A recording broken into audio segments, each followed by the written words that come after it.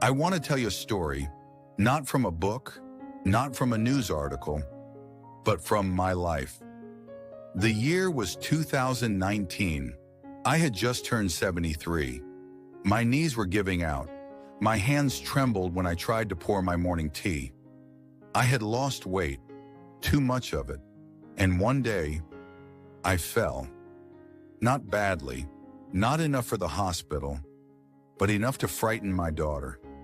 She sat me down that weekend and said, "Dad, you need a place where you will be looked after, just until you get stronger." And I agreed, because it made sense, because I trusted her, because I thought I was being practical. But what followed was something I did not expect. That short stay became months. Those months became routine, and that routine became something I regret to this day. I do not speak from bitterness. I speak from love, from memory, from the ache of silence that never left that room. If you are over 60 or care about someone who is, please hear me. These are not warnings. They are reflections, messages from someone who has been there.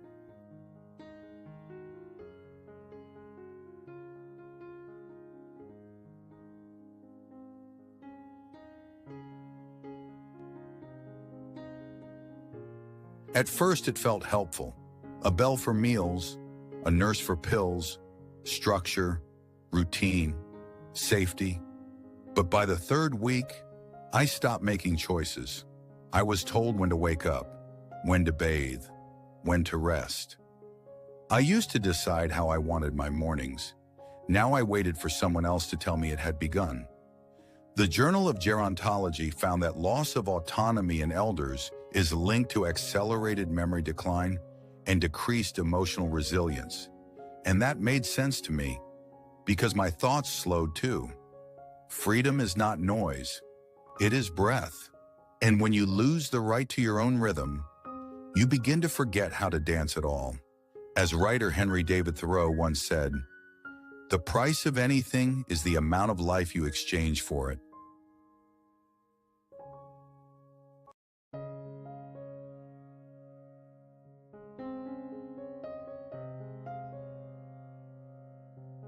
Her name was Kayla. She helped me tie my shoes one morning. She asked me about my favorite books. I never saw her again. Instead came others, kind perhaps, but rushed. They changed my sheets, but never knew I liked my tea just a little warm, not hot. There is something painful in being handled, but not known. The National Institute on Aging says that high staff turnover can reduce emotional safety in residents by nearly 45%, because trust takes time, and in places that rotate faster than the seasons, time is the one thing you never get.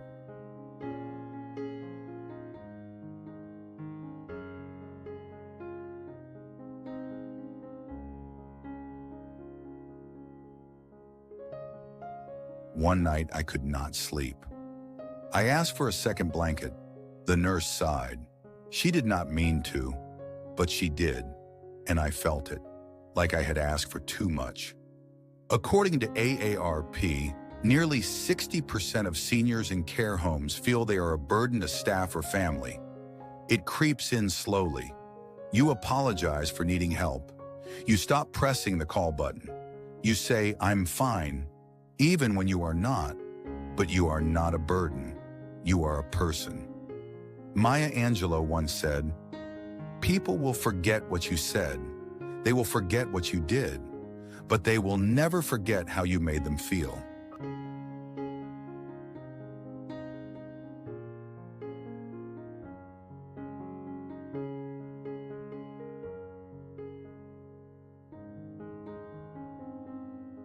There were people everywhere, but no one said my name. The TV hummed.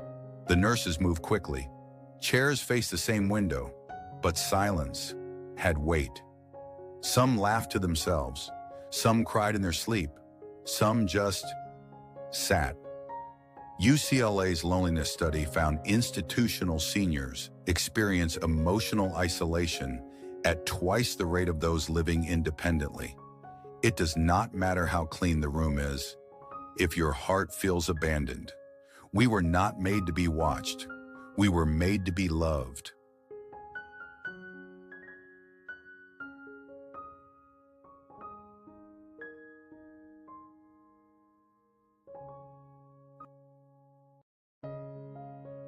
The room became smaller. So did my world. At first, I thought I would return home. Then I started to doubt I could. People stopped calling. I stopped asking. Staff were kind but overwhelmed. Family was busy but distant, and I stayed. The World Health Organization states that institutional dependence can develop in less than 30 days, making reintegration harder both emotionally and physically.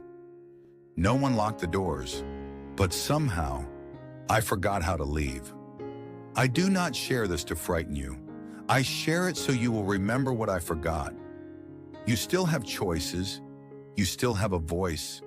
You still deserve to be heard and held. I live with my daughter again now. It is not perfect, but it is mine. I hear the birds. I smell the coffee. I hold the handle of my teacup, even if it shakes, and I have never loved a shaky hand more than I do now. Subscribe if this message found a place in your heart, because every video here is made to honor people like you. Leave a comment. Have you or someone you love walk this path? Your story might light someone else's way. Until next time, speak gently, choose boldly, and do not let the world shrink your soul.